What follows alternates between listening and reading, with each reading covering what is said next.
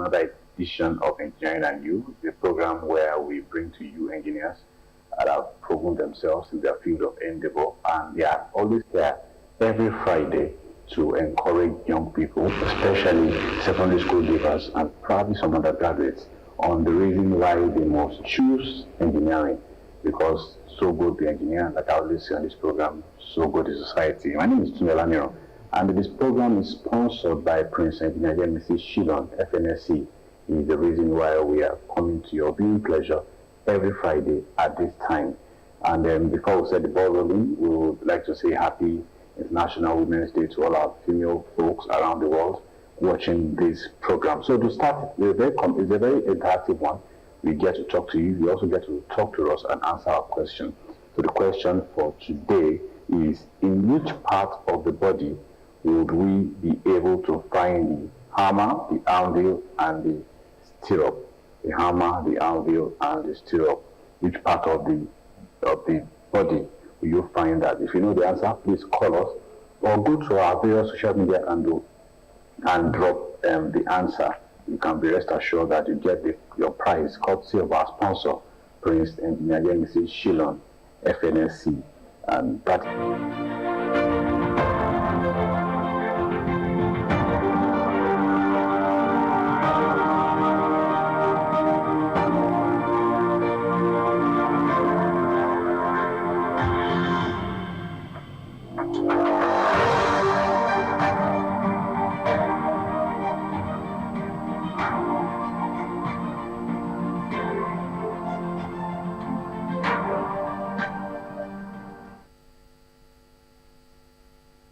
Glad to know that you are still there. My guest for today is Engineer Adesegun Akishola Fatoki, and he's going to be discussing with us on a very, very interesting topic. I find it very interesting, actually. Engineering plus vocational skill equals endless possibility. That's a mathematical topic, as it were. Welcome to Engineer Fatoki. Thank you, and nice to have me. Nice being here. All right, so I will leave the stage and allow him talk. But that's the topic: engineering plus vocational skill equals endless possibilities, opportunities rather. So you have the floor. Okay, thank you. And the slides go up. Okay. All right. We'd like to have these slides. Yes. Thank you very much, and welcome viewers at home. My topic today will be talking to young engineers, aspiring engineers, and engineering students. As a young engineer, I was asked this question by an older engineer in a multinational. And the question is, you're a mechanical engineer? I said, yes. And he asked me, are you into plumbing? I will discuss my reactions, my answers at the end of my presentation. Okay. So, as the presenter has said, today we'll be looking at engineering plus vocational skills equals endless opportunities. So, I like this quote very much because it lets everybody know that engineers, we add values to life. So, and it says, what others do for $2, an engineer will do it for $1. That's why engineering is the top qualification, is the top skill that everybody should endeavor to do. So, youths with post-secondary education in Nigeria have the highest unemployment rates. That's worrisome. A lot of youth with post-secondary education that are employed even take low-paid jobs that is 35,000, 38,000. And I've had instances where engineers at times also fall into this category. And I don't think any engineer should fall into this category because engineers have all the opportunities in the world. So, if you look at engineers, these are basically our main roles. What do we do as engineers? We design, we construct, and we maintain. That's basically what engineers do all over the world. So this is not shown well, But this is the Nigerian employment statistics. And it's told you that 52% of Nigerians that are employed are actually employed in services, 35% in agriculture, and 13% in the industry. This tells us that a lot of Nigerians are actually employed in the services industry. We do service for one another.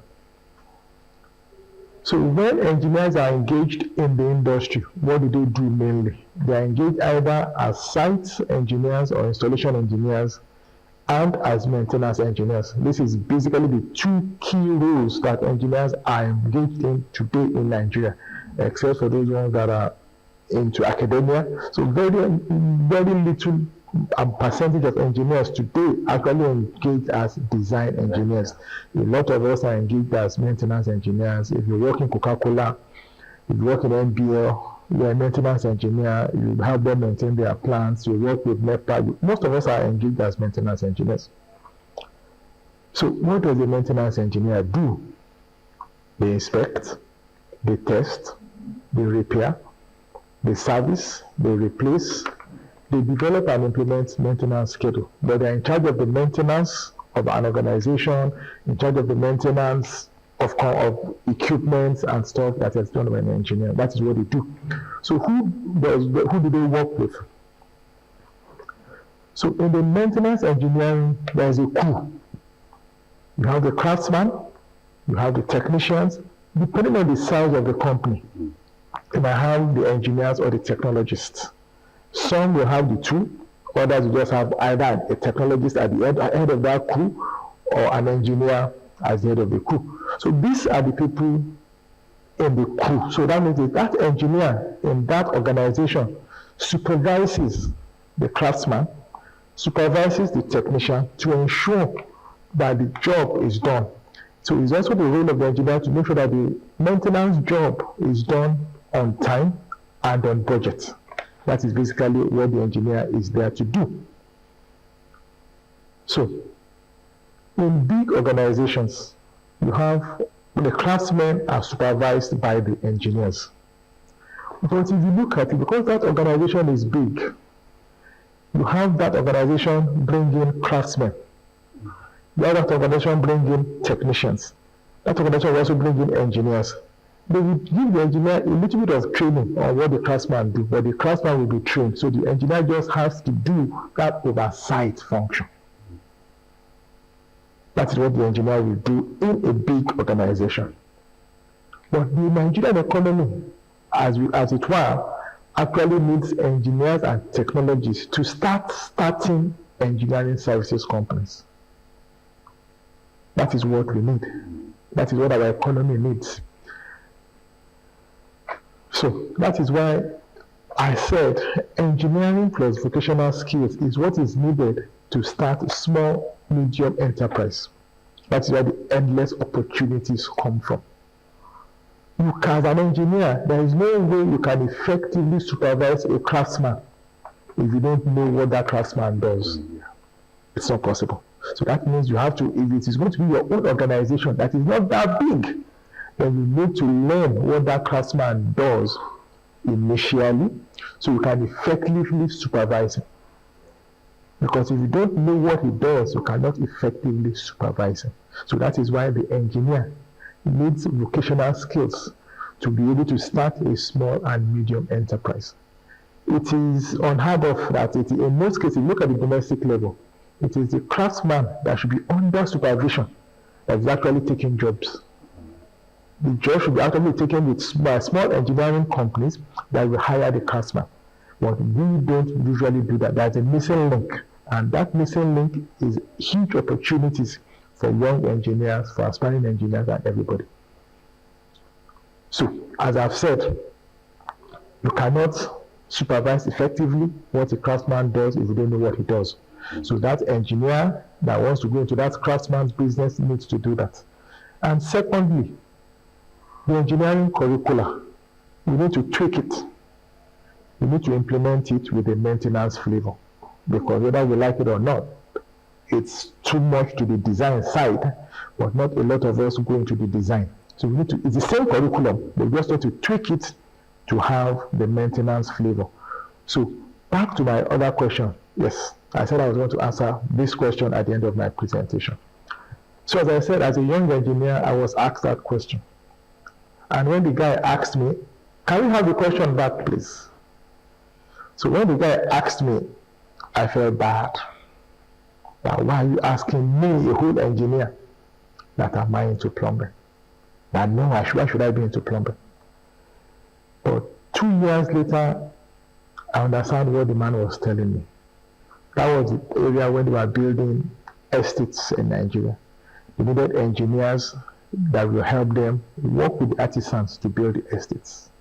You are not going to do the work, but once you understand what the plumber does, you can supervise the plumber and get the job done at a professional level. I went into air conditioning, and by the time I went into air conditioning, opportunities opened up. Opportunities opened up. So that is so I'm practicing what I'm preaching. It was from the opportunities that opened up that we realized a lot of our craftsmen need training. A lot of our people need training. That was why we started the institution that we started. So for young aspiring engineers, there is a huge opportunity in that maintenance industry. That is what you will do if you are in the industry. Why can't you do it on a small scale, on your own, and you will make a lot more money? Thank you for listening. All right, thank you so much, Engineer Fatoki. I'm sure you have learned a lot of things, and it's time for you to talk to us. The phone lines will be on your screen right now. So before you answer my question, you must ask my guest a question. That is the rule. Before you ask my question, make sure you ask my guest a question. But I have some questions for you, Engineer Fatoki. You mentioned earlier in your slide that engineers perform majorly 3 roles: design, maintenance, and construction. But you do more in practical terms in the maintenance and the construction side, not much on the design side. That is the Nigerian economy. Yes. I want to ask, how can we improve on that going forward in this country? Well, you see, it requires a lot of investment.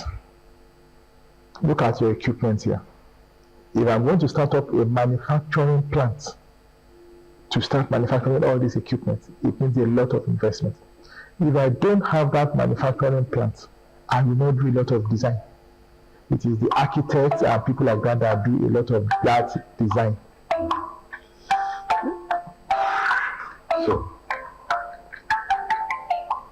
So you mentioned something earlier on about you mentioned something earlier on about the role of the engineering servicing company. Yes. Now, I would like to know, for the sake of our viewers, because they are young people, what is an engineering servicing company, and what do they do? What kind of size are they? Well, the engineering services company varies. You understand? Let's assume I'm an automobile engineer and I set up a garage to maintain my cars. That's an engineering services company. I might be a small installation company that does plumbing, and I have people that is working for me. That is an engineering services company. So that is basically what you're supposed to do as an engineering services company. A lot of the builders and the architects have done that now, because you see a lot of people in civil engineering that they want constructing houses and stuff, that with small companies, small architects that are already engaging artisans to work for them. That is what I mean. Okay. So that can be expanded, and by the time you start expanding it, you are going to have even opportunities for people to subcontract jobs for using for large organizations that don't want to have maintenance crew. I can have somebody come and maintain my equipment in a manufacturing plant, and you just come, you maintain, and you go. Outsourcing. You get paid. Outsourcing becomes a key. People in the IT industry are outsourced and can work remotely. Something similar can happen in Nigeria. All right. You mentioned craftsmen. Yes. You mentioned artisans. These are the people that the engineers should supervise. Yes. But in our immediate society, we discover that these artisans and craftsmen are the people our immediate society call engineer. Now, I would like to, for the sake of education, because sake of those that are watching us, I'd like you to expatiate and make us understand, the viewers understand, who really is the engineer. Is it the one that we know? For example, if you can call a mechanic an engineer, for example, in our society, as an engineer. Well, that's you've answered your question because you said our society. For you to be called an engineer, there's an amount of education that you need to aspire to get to. Maybe you have to have a degree, you have to go to university, and you have to be registered with Quran before you can be called an engineer. So it takes a lot for you to earn that title engineer. Yes, the craftsmen are also part of the engineering family. So they are part of our family. It is just that if you look at it to drive home the point, in the medical family, you have the doctors, you have the nurses, you have the you have so many people. So it's the same thing in the engineering family as well. So we have the craftsmen, they are key people in our family, but they are part of us, but they are not the engineer. All right, that settles that. You mentioned earlier, while looking at the employment pie charts earlier on, about over 50% of the employment in Nigeria is tilted towards servicing, and a little 13% is into manufacturing. Now, is this not a reason why we need to start beckoning, especially using this program, for example, on young people to look into that direction and take the nation out of where it is to where it should be? Yeah, that's what we are saying. We need a lot more people. You see, even if you look at the service industry still requires a lot of engineers because we do services a lot. You maintain your vehicle, you build your houses, all these are part of service industry. So, and then we also now want to move up to the manufacturing. We need engineers to start up manufacturing industry. And now the president, everybody, the governor, everybody is looking for direct foreign investments.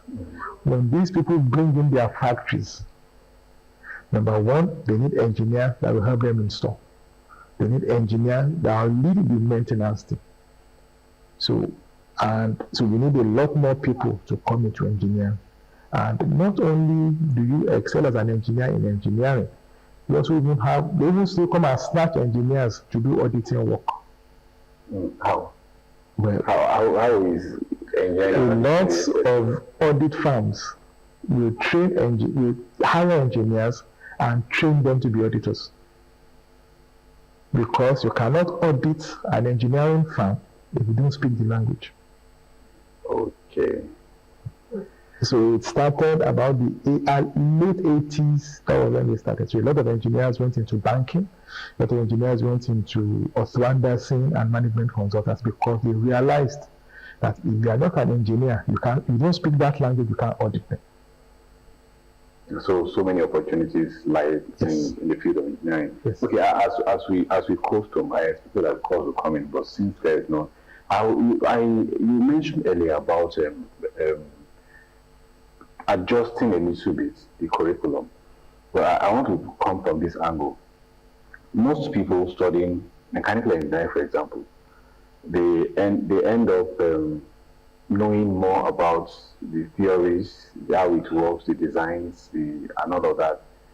But to get their hands dirty is a challenge. Now, not totally their fault, but because there is no time outside school to go get the knowledge that the artisans and the craftsmen have, even though they are in school. How can they manage it? Some of them that might be watching this program. No, we do have time because we do industrial training. And most cases when we are doing industrial training, we work with the craftsmen. So you get it.